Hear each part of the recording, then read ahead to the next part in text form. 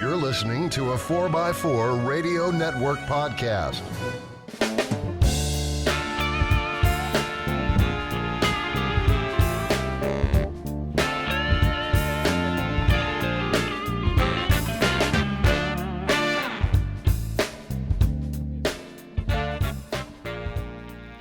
Hey Jeepers, welcome to another exciting episode of On the Trail with Kevin and Scott. I am Scott, your slapstick parts guy that doesn't read a tape measure, doesn't read the instructions, and relies on Kevin and probably Shane to help get me through a situation that involves me breaking something and or standing there with bits in my hand going, I need an adult. And to my left, I have... Hey guys, I'm Kevin, the engineer, the guy who actually does read instructions, uses the right tools, and usually follows those instructions unless I'm creating something unique. And, you know that for the last, I hate to say this, 2 years, due to COVID and restrictions and all that stuff, we haven't had one of our usual featured segments, which is Out with Industry, finding out the facts and the information for you firsthand from company owners. Mm-hmm. Well, guess what? This show, we're not in our studio. We're actually here at Driveshaft Specialists in Brandon, Florida. You'll know them better because if you go online, what you're going to find is Gulf Coast Driveshafts. That's their interwebs version. Or globally known as... GulfCoastDriveshaft.com. There you go. There you go. We have Shane Underwood here. He is the co-owner along with his spouse and actually the financial engine of this group here, Mel. She's back in the back working up prices and lists and forms and basically trying to keep the guys from bankrupting the company. Currently running the helm. Yeah, so we're here in their little entry foyer, and we've got Shane all wired up with headset and microphone in his face, and the guys outside are running on freewheel. So we're going to try and get straight to this so that he can get back out there.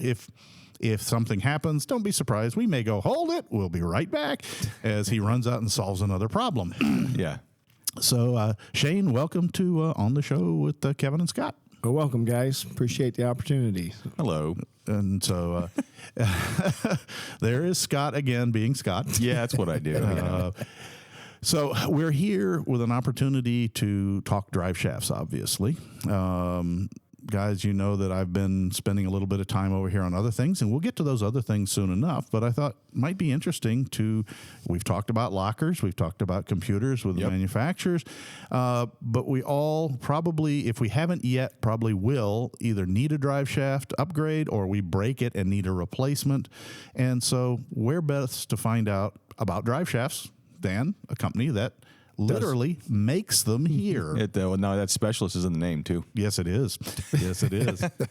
So Shane, right off the get-go, I see lots of different boxes and tubes and parts on shelves out here. What kind of drive shafts do you make? Well, actually, we offer pretty much everything. We've got standard steel drive shafts, aluminum drive shafts, and soon we'll be adding carbon fiber. Ooh, sweet. 2021, especially, actually 2022. 2022, yeah. Cool. Yeah. Cool. So as far as that goes, I mean, I see that you guys pretty much, I'm sitting here looking at drive shafts out through the window on racks. Well, you serviced everything. Yeah, I was sitting here looking at, guys, there is a 8-foot wall out there, and there's a drive shaft that almost reaches to the top of that 8-foot wall. We refer to those as our stripper poles. Oh, okay. Touche. Should make a money joke, but I won't. I think I just did. Yeah. You need the little into your program, into your board. And right on the table, I saw it as I was coming in, is a TJ, a rear shaft back there with its all whopping, 19 inches long. Fully extended. Fully. It's okay. It's cold out. But no, so you guys handle everything from a dump truck drive shaft to someone's race Camaro kind of thing? Yes, sir. Yeah, we offer racing, high performance, street, off road, industrial. About the only thing we don't touch base with, just so everybody knows, I don't do anything with the agricultural market, only because That's the a market, specialty. It's such a specialty market. It requires, there's so many different companies, so many different sizes. The inventory would be all in itself. Wow. So we leave that to the agricultural guys. Okay. Well, I'm sure they're breathing a sigh of relief because we've been here, and the days I've been here, it's just a steady stream of people bringing in bent pieces of metal, dropping it on the floor, giving you about as much information as, can you fix this? And walking away. And, my twisty sticks got twisted. And then, sometimes I've seen you do it within a day, and then other times it's been within a few days. They walk out of here with a bright new piece of metal. Yeah, we try to maintain a 1-2 day turnaround. Of course, parts availability has a lot of effect on that, but if parts are in stock, we know most people, they break something or they're building something, it's something they need right away. Oh, wow. We kind of do it as if it was my own, which a lot of people have lost sight of, I believe. But so we try to maintain that quick turnaround and good quality product. So especially if it's commercial with fleet situations, because a vehicle down is money wasted. Oh my God! Yeah. Sometimes, a lot of money. Yeah. I'm going to segue off for a minute because I took Scott out for a walk around your shops areas. And, since I've been here playing with you for a few things, I've had the chance to meet a few of your guys. You have a very small shop here. Yes, sir. You've got you, your wife, and pretty much 4 other people, right? Yep. So, folks, this is really down grassroots. Shane is not some corporate wonk in a suit and a tie. He's here in his gray and red trimmed work outfit, and he'll be out there hands on a shaft, just as much as the guys that are doing it. It's a small area, but they do a prodigious amount of work, and they've got all of the specialty tools out there, and it's really wild. One of these days I'm going to get out here with a camera. We're going to do a video of them building a drive shaft and kind of follow them around, because I think you guys would really find that interesting, because it's not quite as redneck, I'll use that term, as let me use the Sawzall and I'll whack off a tube and then I'll bash the ends in and I can weld it up fine, and then you wonder why it shakes like a wet dog.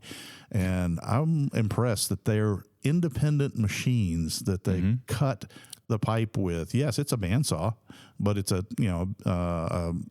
automated square cut. And then they take it to a lathe, square the ends off. Then they get the ends trued up. They put them in and true them to the pipe down to what tolerance do you actually turn the shafts to on the alignment? When we dial indicate, yeah, we try to dial indicate within a couple thousandths. Okay, so we prefer 0, but of course when you have manufactured parts, you deal with Friday 4 p.m. Exactly. So, but we try to allow no more than like 2 or 3 thousandths. Yeah. That's awesome. And then you move it over to the welding. Well, actually, it's on the same one. That's a welding / alignment rig. And then it goes over to the balancer. Yeah. And then how far down do you take it in the balance? Again, the balance, we're looking for 0. Yeah. We're looking for 0. You can get away with probably a couple few thousandths, hence why they have weights on them. Majority of our shafts leave here, we don't even have any weights on them. A lot of people question that. Well, there's no weights. Well, it didn't ask for any because we like to take them down as close as we can. So if you set it up correctly, get it trued correctly, it may come out and not even require any weights, which of course is something you don't scrape off on the trail. Exactly. Yep. Or sling off going down the interstate. Yes, sir. Yep. Well, that's cool. No, it's really it's fun because of course Dino and Dave and Jordy all keep up this little monologue going on, and they're working out there, and the occasional swear word thrown in, and then you hear the ringing of precision adjustments with a 1-pound sledge. But hey, if it doesn't need it, man. Yeah, if it doesn't need it. So it's awesome. So, folks, just from a witness's point of view, if you were to order a drive shaft through them, I tell you what, it's very much a hands-on craftsman level effort here, not a production line factory. It's a hive of activity. Yeah. No, here everything is one-off custom. We build to order. A lot of companies, you're right, are large corporate companies.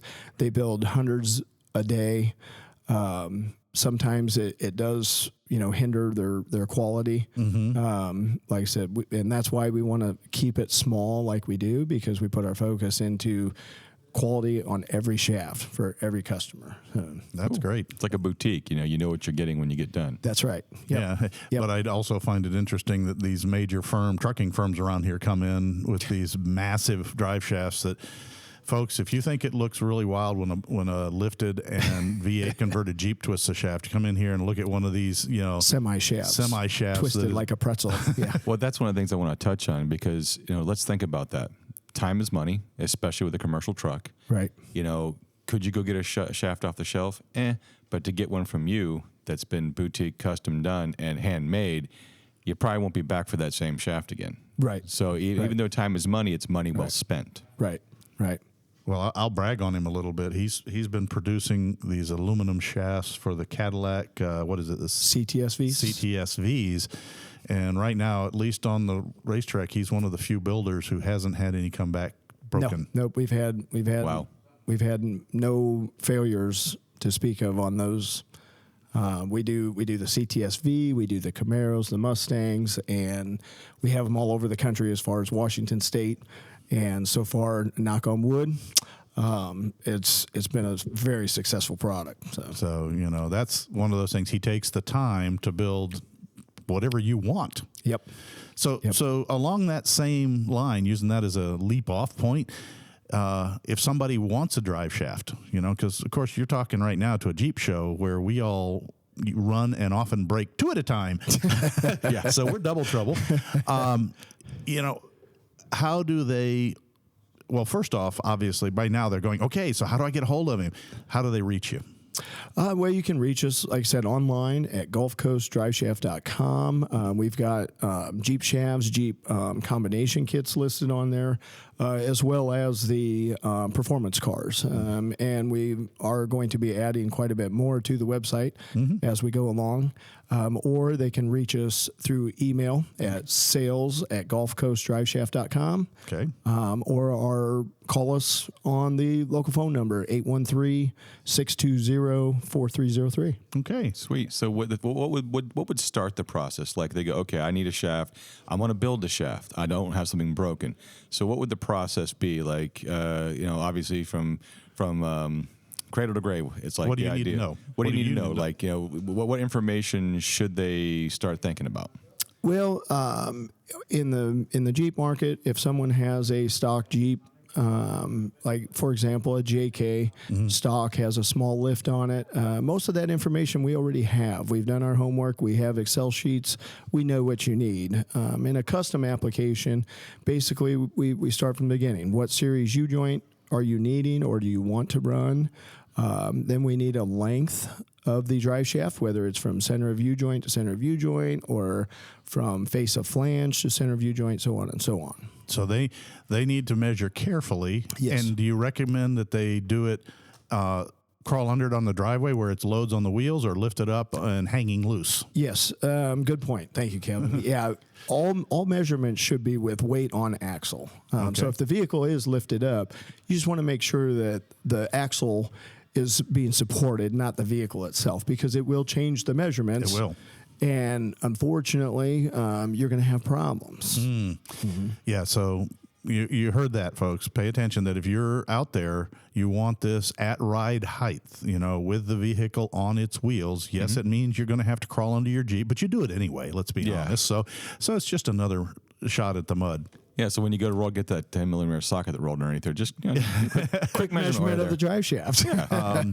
And what other typical things? Like you'd said something about U-joints. What type or size of U-joint? They get a choice between greasable and non-greasable? Yep. On the U-joints, if we start at the U-joints, yes, you have your option of greasable or non-greasable.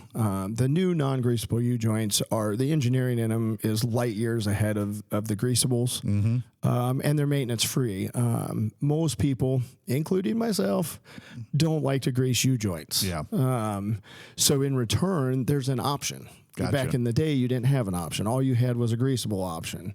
Yeah. Now you have a much better option. Like I said, the technology they put into these new... It's really the seals that really keep them It is. It's a different style seal. It's internal. Keeps the grease inside, keeps the water and dirt out. The tolerances on a non-greasable U-joint can be much tighter. Okay. That's engineered in, so now you don't have slop in your U-joint. And that's a potential cracking point where it starts bouncing around inside. Exactly. So that's good. Yeah, a greasable U-joint without grease in it. He's of almost course, convinced me to change. But that's kind of funny. You made a comment to me when we were in pre-show talk, and it was about the fact that, you know, there's the inherent problem with a greasable U-joint is that people don't grease them. Right. Even though I bought the serviceable one, I don't do the service. Yeah, in which case it is going to fail quicker. Right. And that's one of those things that, you know, and I'm going to ask you, listener, if you have Zerk fittings on your drive shaft U-joints, when was the last time you slid out there and pumped grease into it? Scott's sitting here staring at the ceiling. And if you're one of those, then I agree with Shane. Get the... get the honestly, Kevin, lube. funny story. Back years ago, when I had started into this, I'm old school, and I was trying to convince my driveline guy to put greasable U-joints in my drive shaft, and he says, "Well," he in return threw it back at me and said, "Well, be honest with yourself." He says. It was in a Fox body Mustang, which you can't get under. Yep. And he says, "Are you going to grease them?" And I said, No, probably not. I said, "I can't even get under the car." He said, "Well, let me put these in and put it in the machine and show you." Yeah. And that was all it took. I saw the difference between the greasable and the non-greasable U-joints in the machine, and it's amazing. And I'll tell you, folks, I've looked at the units he's talking to me, and he's just about got even this guy convinced. And you know me, I've said, you know, if you swim your Jeep, I prefer greasables but you have to remember to flush out afterwards. Right. But the new seals on these units, and you're using what brand of of U-joint? We're using the Neapco. Neapcos. Yep. And they are tight. I expect you could probably take this thing and dunk it, you know, in dyed water and let it sit for a day or two and then pull it out and take it apart, and you wouldn't have any color inside the unit. No. It's impressive as explicative deleted, so Scott doesn't have to delete it. You know, I may have to come over here the next time I do service on Slightly Altered, and when I pull the shafts out and go, okay, that one's a little loose, I may have to come see him with some of these Neapco. He's on the way to making a convert out of me. Well, when we did the clutch in my Jeep last year, we took my front one of the drive shafts off and was like, "Uh-oh, there's some slop here." Dino walks away and then comes back. "Here you go." I'm like, "Okay." He goes, "Go see, go take care of it." I'm like, "All right." And, you know, I took care of it, and it was compared to it was like 20 minutes. My drive shaft was rebuilt, and it was reasonably priced. I'm like, "That's not bad." Okay, cool. It's one less thing. The guys have probably about 30 years each experience. And they are very fast. I mean, typically, yes, it would take much longer than that. But again, why we can offer generally 1 day, 2 day turnaround. I have some exceptional guys back there in the shop. You do. They're just incredible to watch them. And you know, they do things in ways that I would not recommend those of you at home doing it yourself to use. I mean, they know about the specialty tools. They know about the Tiger tool that we use. Their Tiger tool is a BFH and a vise set to the right width. And the interesting thing is the way they get the caps out is the way the Tiger tool does it. It's just... it takes too long to set it up. Yeah. And they don't miss on their hammer blows. Unlike you or I, who would probably crack the yoke and damage it. I'm not saying I'm terrible with a hammer, but I'd try and strike that yoke and I'd take out the windshield. Let's do that, okay? Of the car, 3 cars down. Well, yeah, that's because the hammers you have, the heads are all loose. Hey. Dollar General has its place. Settle down there. Before I forget, I wanted to, one more thing on the style of U-joints that I wanted to point out to people, and most people probably know, but those that don't, on a greasable style U-joint, in order to be greasable, that U-joint has to be drilled through the cross, the medius part of the U-joint. The solid U-joints are not. That cross is one solid piece of metal, and a lot of people that have broken U-joints, if you look, a lot of times the brake started right where the grease zerk goes in and cracks across the cross. That was a question I was going to ask you, Yeah. because that's the reason why I haven't put grease. Well, one, I'm too lazy to grease. Right. But the other reason is because, here I have a solid piece of metal. Let me drill half of it away so I can put grease in it. Exactly. And as the engineer, I'm going to go, okay, that's a dangerous road because a tube is stronger than a solid bar. But what he's talking about isn't the bore drilling down the middle. Okay. It's the side drill where the zerk screws in. Right. And that puts a stress riser, and that's a very valid point. Yep. But actually, gun drilling, like if you get really expensive axle shafts, they're gun drilled for that reason, because it's actually stronger to have a tube. The stresses are carried differently, and I'm not going to get all technical on that. Even though they want it. Yep. Some listeners do, but that's okay. That's another show. We'll talk axle shafts. Guys, just Google bar versus tube strength, and you'll get more than you ever imagined. I think it was about a 4.5 weeks of a college course on that structure. But I'm over here pinching my nose bridge going, now see, now we have a show shirt now. I don't need Google. I got Kevin. oh, God. Pardon me, folks. I'm going to slap him a little bit while we do this. No, but yeah, no, that's an interesting point. And, I'll be honest with you. This just goes to show that I've always pushed the cross-drilled is stronger than solid, but never really thought about where the zerk screwed in. And that's a really good point. Yeah, it's generally starts Right where the zerk is, because like I said, once you drill through the side of that cross, like you said, you're just creating a It's called a stress riser. But stress riser. Yep. And interesting, which is a perfect segue into the other side of it, and that is everybody who comes and I hear them, if I get it made, can I get bigger U-joints? It's funny because you say, what size U-joints do you need or want? Like, everything's a 1 ton now. Yes. And you know what? I have to egotistically go, Shane came up with the exact same answer I did, which was, where do you want the fusible link to be? That's right. Expensive bits or cheap bits? What would you like to break? Yeah, he says it much more gracefully than I do. Yeah. We talk about that sometimes a 1310 U-joint is easy to fix versus Absolutely. a pinion or a ring gear or an axle shaft that lets your wheel take off and bounce down the ravine. Right. That's important. See where it lands. Yeah. Well, and we all know most Jeeps, stock form, run a semi-small axle, a small aluminum transfer case. Chances are probably a new process. And the engineers have really done their homework. I mean, the 1310 series driveline is strong enough to hold up to the demands, but if something's going to give, that 1310 will give before you lose a transfer case or a differential, which is going to cost considerably more than a few $100s for a drive shaft or a drive shaft repair. Yeah. So, that's kind of the neat thing again. So if people have questions about that kind of stuff, are they okay contacting you guys? Yes, absolutely. Okay. All right. Yeah, we That's answer them. wonderful. We answer them every day. We pride ourselves. Another thing that we do that a lot of people don't is we try to educate people. A lot of people come in, say they've been doing this for years and years, and we show them how to do stuff or why stuff is the way it is, and they say, I've been doing this for 25 years. You're the first person to ever explain this to me. And I'm like, I truly believe that's the way it should be. I mean, Well, you can also look at them when they go, I've been doing this for 30 years. And you look at it, I was doing it 5 minutes ago. That's a favorite line I used to have at the parts store. I've been doing this 25 years. Wrong. Yeah.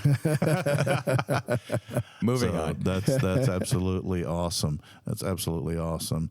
Anything else from a drive shaft perspective you want to add before we go on to the subject of our show? Well, on the Jeep market, since we're focusing on the Jeep market, on the Jeep market, a lot of people don't know, they buy their low mileage JK and they're ready to start Jeeping. A lot of the newer Jeeps, and I don't know if you guys have covered this before, but a lot of your newer Jeeps, your JKs, your JLs, even your new Gladiators, drive shaft design has changed. They are built with what they call high-speed CVs, and those high-speed CVs don't like lift kits and angles. They work great in stock form. They generally don't fare well once you put bigger tires. Angles go past.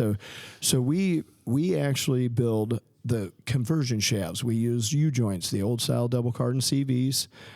We sell all the yokes and hardware, everything to switch them over. So if you do contact us and would like a pair of shafts, they are going to be conversion shafts. We don't mess with the factory ones because we know they're problematic. And if we were to sell you another one, it's going to do the same thing. So we have done our homework and offer the stronger trail-ready replacement conversions. So. Right, and you've actually done that in your own rig.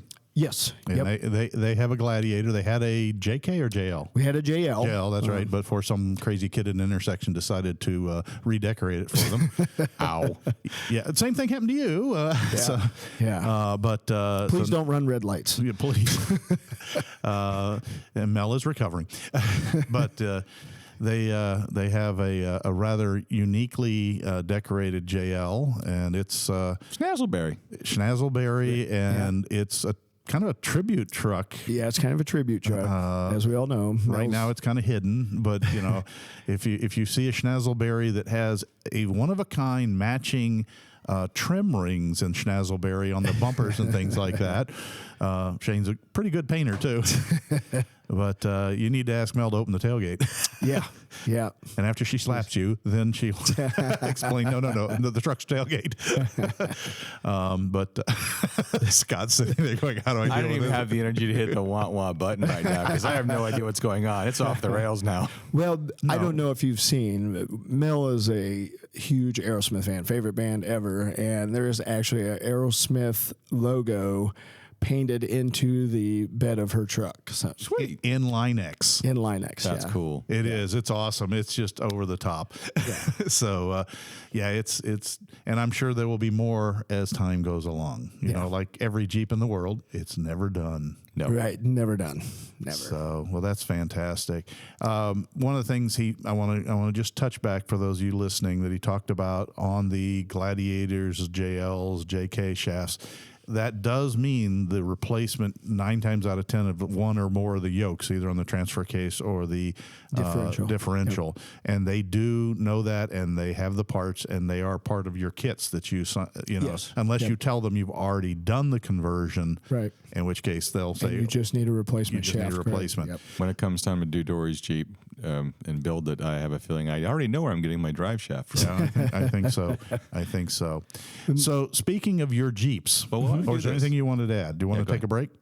Well, I was going to say on the new Jeeps. Also, our shafts come. We build our shafts for the do-it-yourselfer can do it in his driveway at home. Mm-hmm. Our shafts come with a flange on one end to bolt into an existing flange on the Jeep. Mm-hmm. The other end is just simply changing one yoke, and the shaft will bolt in. But we do also offer for those that want something a little bit stronger, a little bit or trail ready. You can go to a yoke on the differentials, but it's just going to require probably some professional help. Setting the pinion torque. Exactly. Removing that flange and putting that new yoke on and setting up the pinion. Like I said, a lot of people just don't have that capability at home. Yeah. So we offer it both ways. So so that's important. We talked about that, and guys, I'd mentioned it before about the caps, the replacement for the strap caps into the things, and Shane's the one that introduced me to the cast or the forged caps with the buried nuts that you don't rub off. We talked about a couple shows ago, but that's one of the things that he's talking about is he's seen people coming in. What you told me, when you have that forged style flange with a yoke that bolts to it, the ears on that casting just aren't that strong. No. And even though the drive shaft is now strong, the weak point becomes that, what do they call a saddle yoke that bolts to the flange? What do you call that yoke? I'm trying to think of flange yoke. Flange yoke. Yep. And he used to have a graveyard on his counter of all the shattered ones that had just broke under heavy right foot or trail abuse. So, if you're going to spend the money, you may want to consider the full-on conversion. But like he says, you're going to unbolt the flange off the differential, and there's a preset torque there. Right. And it has to be put back to that. Right. And if you don't have the 3-foot-long torque wrench and the ability to keep it from moving, get a hold of one of the shops and see if they can at least change the shaft for you. And like I said, the listeners out there, keep in mind, it depends on what your plans are with the Jeep. Yep. I get people that call here, say, I bought my wife a new Jeep. I want to change this. I want to change that. Is it going off road? No. It's just going in the soccer field. It'll never see dirt. Well, then it's not necessary, and that's why we wanted to offer it both ways. We're like, why spend all this extra money if you don't need it? And like I said, I just want people to know, just tell us what you want to do, and we have options, and we can set you up properly and make it as easy as possible. That's awesome. Well, I think Scott was making noises about maybe a break. He has to go see the necessary. I told him not to drink that 2 liters of Coke on the way over here. It was Diet Coke, and besides, you dared me to. And where's my $5? You said I couldn't do it in 10 minutes. That's why I decided to hold off on my coffee. I start drinking my coffee. I'll be in there every 5 minutes. And I was like, well, maybe we'll hold off until after the show. So. Oh, believe me, you don't want to see this on coffee. It's like an overly caffeinated squirrel. All right. We'll be right back after a quick message from our sponsors that we don't have. Yeah, well, close enough.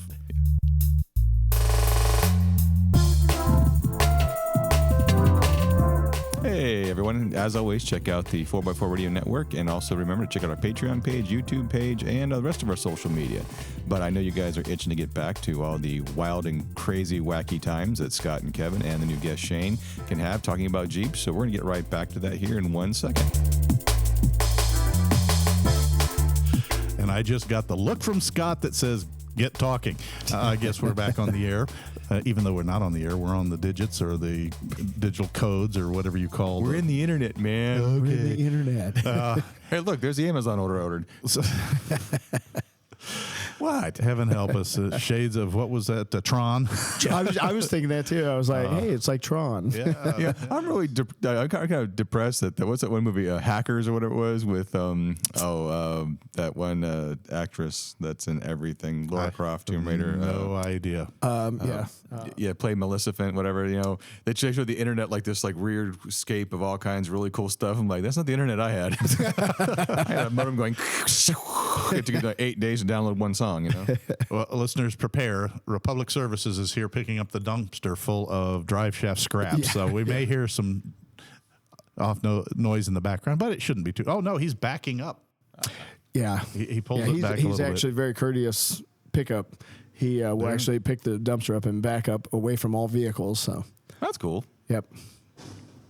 Kablam. Yeah, there it goes. So there went a bunch of destroyed Jeep drive shafts. Hopefully he's built some nice replacements for. But on to Jeep issues. As we've told you before, your little toy in the back of the shop has been the subject of several shows. Yes, folks, Shane is the owner of the 90 YJ that, unlike the previous one where we put a modern engine and drivetrain into a 95 YJ, this time we kept the old drivetrain and gears in a 90 and put a 2021 glass dash and it's custom cool. Control system and made the things talk. So, Shane, what's your thoughts on the Jeep? Where are you going with it, and what do you want to do with it? And how'd you get it? He bought it. Well, yeah.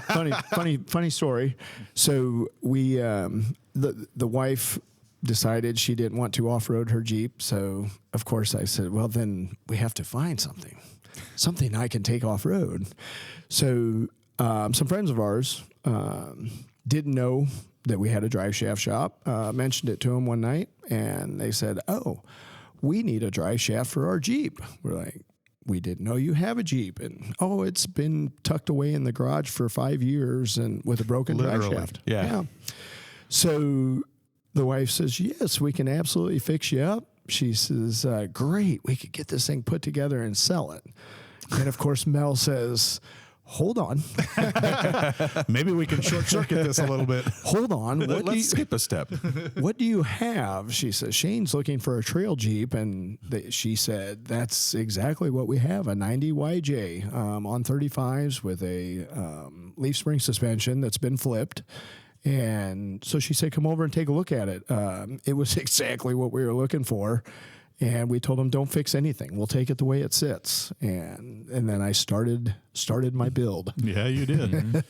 And you're too. We've got to give a shout out to Dave and Dino because, of course, Dino's a drag racer. Yes. And both of them work on Dino's car. So, of course, they hopped in to start helping. Yes.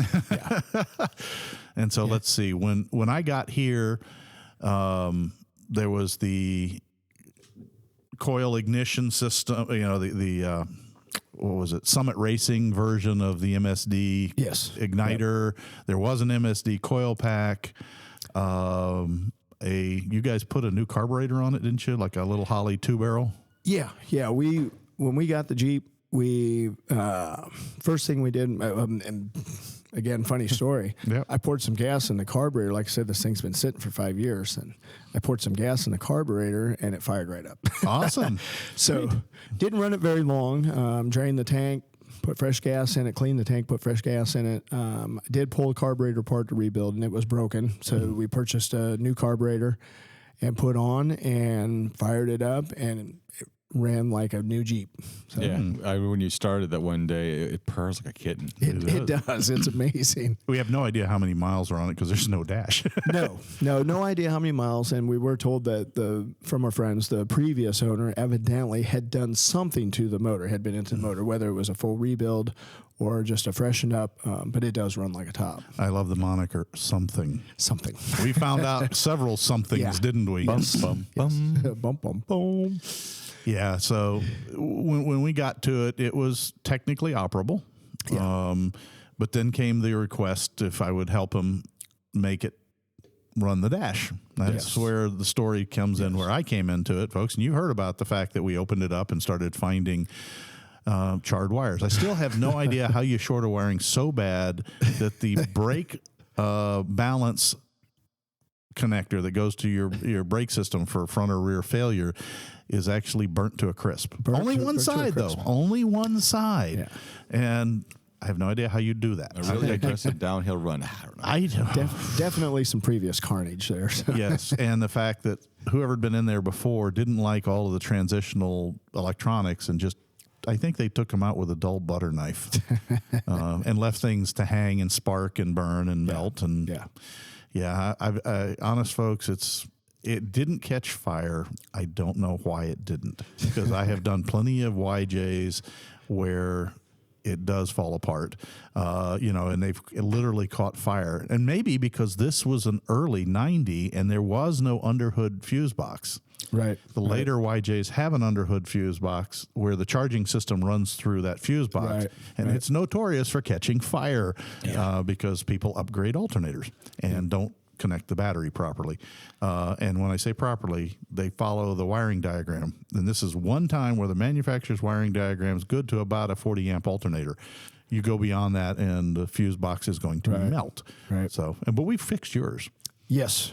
Listeners, by no means am I an electrician. So he's doing good, though. So you're like me. Wiring plus me equals fire. That's right. So thank God, help of Kevin, he did a phenomenal job. You did a lot of it, We did a whole lot of it. We got it cleaned up and probably better than what the factory did. Undoubtedly. I had him order a gross, I guess, it's 12, not 112, but 12 of the ground straps that you buy that are already the braided copper with the screws. And I said, okay, you need to go between each of the major body groups that aren't welded together and put a ground. And I came in the next day and he goes, look, and I'm like, there's copper everywhere. But in response to that, I will say that I went there and I did my usual test, which is you put your multimeter on ohms and you go touch the negative terminal, and before, yes, Scott must do that joke every time I mention that. And we were to remind folks, if you remember the shows, if anything 5 and less is what Chrysler says is good. But we were going, okay, the very cradle side fender, which is a passenger fender that the battery sits in, was 9 ohms, so that failed. The driver's side was something like 14 ohms, and the grill shell that your headlights are in was infinite. It had no connection at all. I was going to say, I think it was infinite. And, it was and the body was somewhere in the 4 to 6 range, depending on where I stuck the probe. Right. And he put it all together, and we were down to 1/10 of an ohm to 2/10 of an ohm anywhere in that Jeep. anywhere on the vehicle. And it was amazing because now the headlights suddenly lit up the back of the shop, and the halos started working, and It actually ran even more. oh, it good. did. You could reach in. It's that slightly altered level I joking. You make sure it's in neutral. You can reach in and start it, and not even be in it, and it'll fire right off on a half a crank. Yes. Yeah. So it's amazing when things can actually get the power they need. That was Yes. like me last night. I was telling Kevin on the way here is I haven't driven the the LJ in 2 weeks, and I've been driving Gladiator everywhere. And I jumped in it last night, and she fired right up, purred like a kitten. And I was going to go to the one Publix, it's like 0.5 of a mile up the street. Heck no, I turned left. I went to the one 4 miles down the road. Just so that he could drive And it. I was just running through the gears, and she was, that exhaust, and it was like, yeah, let's go somewhere. So, But then we went ahead, and you had a dream of how you wanted the electronics to work. Yeah. I put the work to Kevin. I've gave him my bucket list of what I wanted. Honestly, didn't think that it would probably be able to happen. And then he reassured me, yes, we can do anything you want. So Do anything you want. How much do you want to spend? yeah. So speed costs money. How fast do you want to go? My list came to what's the term they use? Tuition I don't know. It's escaping me now, but everything works exactly the way I wanted it Okay, to. well, So- I'm glad for that. That was Everything kind came of to fruition. Fruition. Fruition, There, okay. there you go. And then after we get it going almost there, he goes, it'd be really nice if the dash was removable without having to take wires off of connections. So I kind of looked at him and said, sure, why not? So We can do that. we can do that. So what is it? 5 connectors. I think 5 Yeah. weather pack connectors and the entire dash can be removed. moved without having In to disconnect. about That's cool. Well, we did it the one day. I think it was about 5-10 minutes. 5 to 10 minutes. We had the entire dash. You've heard of quick change rear ends. Well, we got quick change dash. Change dash. Yeah. But the purpose of this Jeep, one, you want to wheel with it. Yes. But it also is going to be part of your show paraphernalia when Yes. you go to events. Yep. Yes, sir. So, we had to do some special wiring in there so that it can be displayed with things like that glass dash lit up, which is Right. really cool, folks. I am seriously saying really cool. But you can't just jump in it if the dash is on and drive away in it. No. It still requires a key and Secret some handshakes. other secret stuff that will make it. Nothing is theft proof, but let's just say theft resistant. Very. It'll remain secret like 11 Urban Spices. Yeah. So, but it's well on its way. And as he mentioned before, if you want to see it and you're in the southeastern U.S. area, you want to come on down to Chrissy Johnson's Crawlin for the Fallen. It'll be at the event at the Specialty Driveshaft / Gulf Coast Driveshaft booth. And actually, it'll be there on feature. Mel's Gladiator will be there with the Aerosmith logo. Yeah. We'll actually have slightly altered. Yeah. Will be there on display as well. So. And the Quantum Entangle will be in the parking lot. So you're planning on driving Quantum Entangle it up? Yeah. Okay. Nice. Yeah. Need something to help pick up the parts when I'm done driving. I'm joking. I'm working through it. There's a lot of plans for Quantum here in the next few months. Yeah. We're going to get to a lot of Finally things that were installing the delayed lift by that's been- life. The lift has been inside the storage unit for a year now. Yes, but think of the money you saved buying it before the costs went through the roof. Yeah. No, I've been paying a storage unit on it. Oh, yeah. Yes. Right in the heart. Ow, ow, ow. Yes. Yeah, it goes back to the saying, nothing's free in this world. Nothing's free in this world. The only guaranteed things are taxes and death. Yes, sir. So, we've got projects, and so Yeah, I don't know. It's going to be interesting. And like you said, now you know that when you do the lift, if you need the new shafts, you know where to get them here. Mm-hmm. Yes, sir.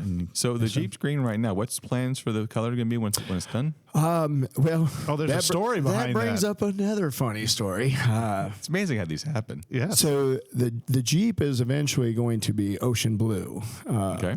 Mel's JL Wrangler was ocean blue. That was her baby. After it was totaled, and she decided to upgrade to the Gladiator, they don't offer ocean blue. Nope. In the Gladiator, that color was discontinued before the Gladiator came out. And Mel was part of a group called the Blue Jeep Crew. Right.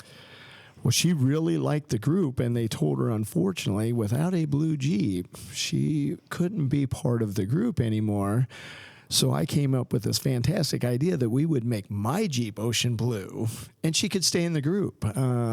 She's not fond that my Jeep's ocean blue and hers isn't, but So now she has the Gladiator and the YJ. basically, yes. Pretty much. Basically, yes. Pretty much. Mm-hmm. Pretty much. Wise man. Wise man. So color does matter, folks. So, at this Yes. point, Yeah. at least when we're talking Jeeps. Yeah, because I hate the color red. And, of course, what color did I get in my LJ? Red. Red. Red. And what color's all the decorations on the Gladiator? Red. Red. Yay. So how's that wrapping practice coming? No. Oh my God! So where I are can't we? even wrap Christmas presents, man. I all joking aside, I look at the rest of the life aside. I look at the rest of the wrap, going, I need an adult. Yeah. So anyway, back to Shane's Yes. YJ. So what's the continuation of this? You're going to get it. The dash is the ocean blue, but you're going to Yes. do the rest of the painting. But where are you going from here? Well, like I said, I'm just basically a mild trail Jeep. We're not looking for a hardcore rock crawler. The wife and I just want to, we're new to the Jeep community, got into it through the business and building drive shafts and meeting so many great people.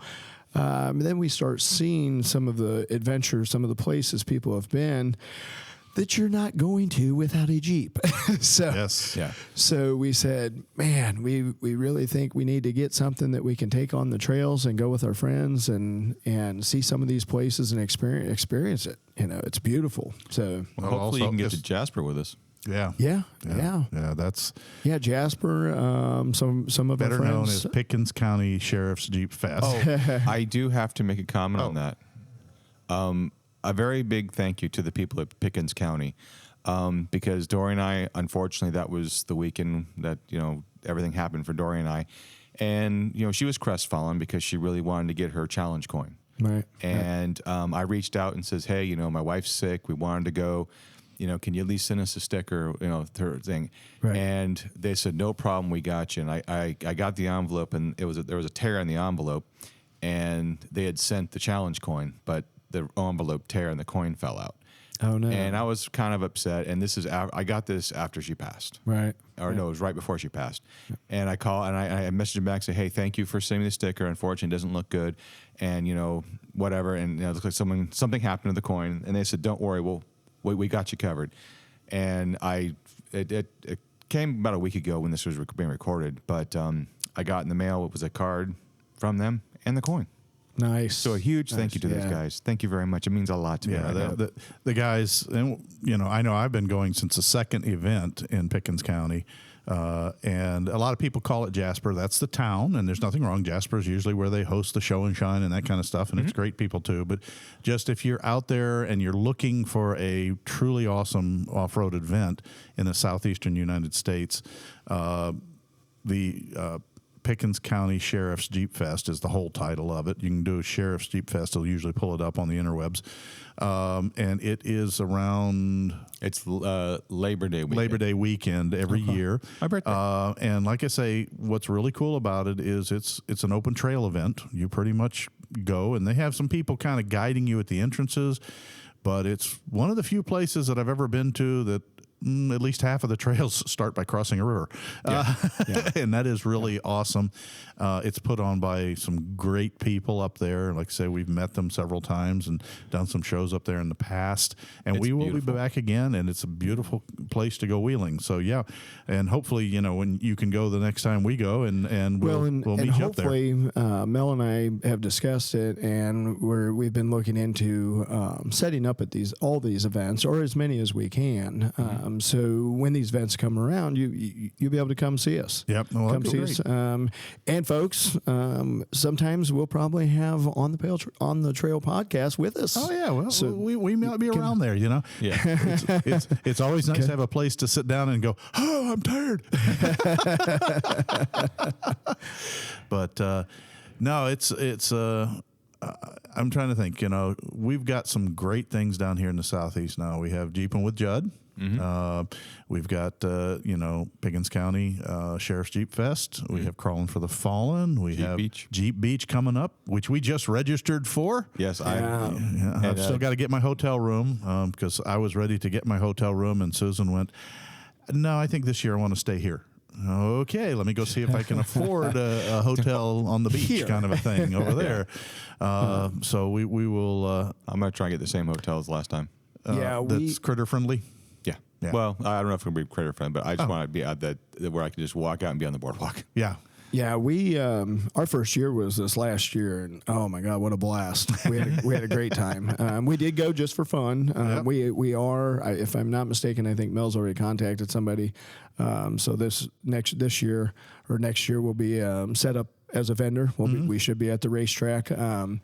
But we will be sharing our time with the beach and the event. So, but again, if we're there, come see us.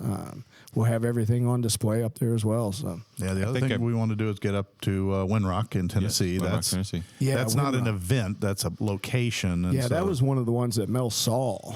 She was adamant that she was like, I want to go there. And I said, and it's the best thing to go in a group. So we may talk to you about that because it isn't proctored in any size, shape, or form. It's just a trail. You sign off, and first rule of wheeling is don't trail wheel alone. Because you need people out there, if you're interested, contact Kevin and Scott. Let them know if you're interested, and if we go out, the more the merrier. We'll let you know if we set up a date. We'll let you know. Yeah.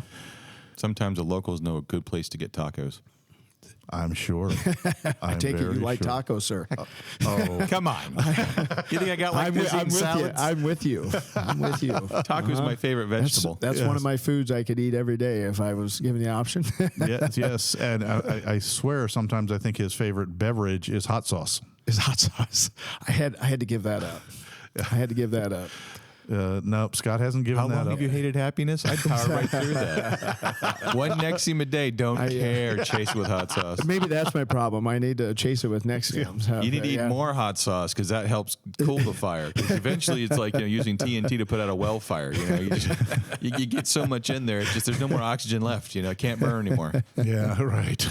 Oh yes, we've been quite the show. Sitting here in front, the waiting room here, we're using it as the temporary studio, and it has a glass window, and people coming in for drive shafts are coming up to the window going, what's going on? What's going on in there? So, I want to be part of that. So, but anyway, folks, I hope you've enjoyed this little site visit for, back with one of the manufacturers, for lack of a better term, because he is a builder of quality drive shafts. Like he says, it's one of a kind, one at a time. And I like that. Yeah. One of a kind, one at a time. I like that, Kevin. Well, that's fine. I've been working on a little slogan, and I think you might have just nailed it. I think make checks payable to OTT Ben Social Media. Joking. And but we will be, like I said, up at the Crawlin for the Fallen. That's actually about the time this is releasing. Are you going to release it earlier? 12th through the 14th. Through the 14th of November. So 2 weeks or one and a half weeks. I did want to make a special shout out to all of our Patreons and let you know that if you check out Chrissy Johnson's Crawlin for the Fallen Facebook page, you will see her posts.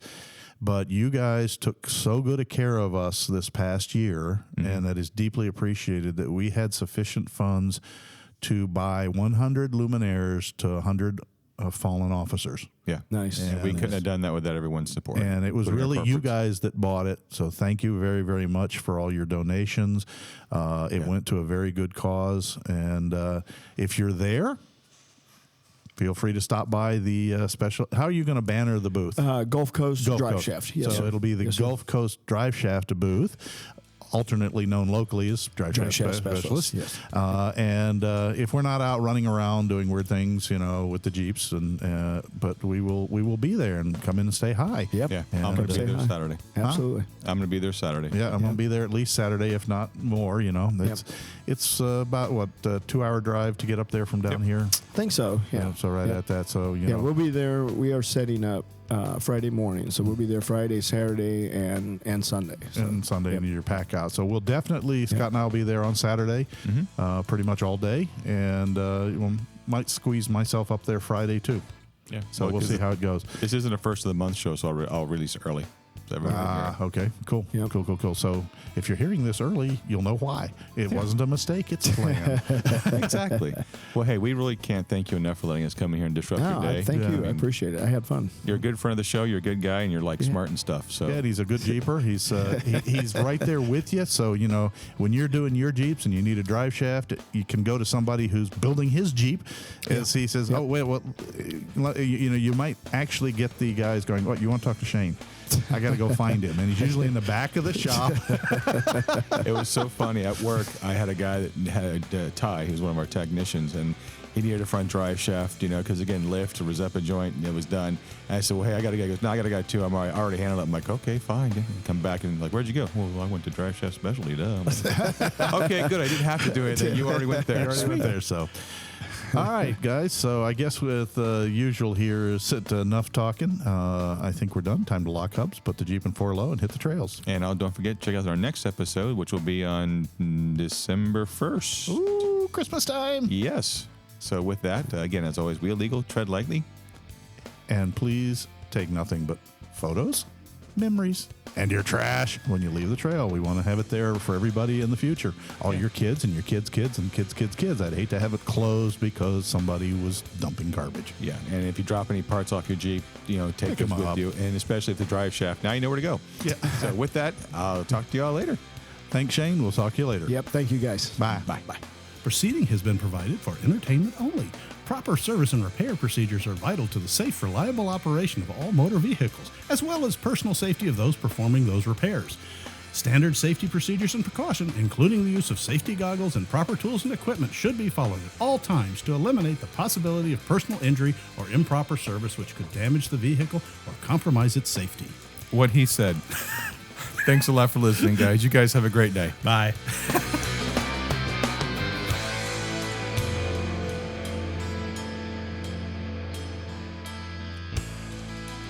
This has been a Bent Axle Media production.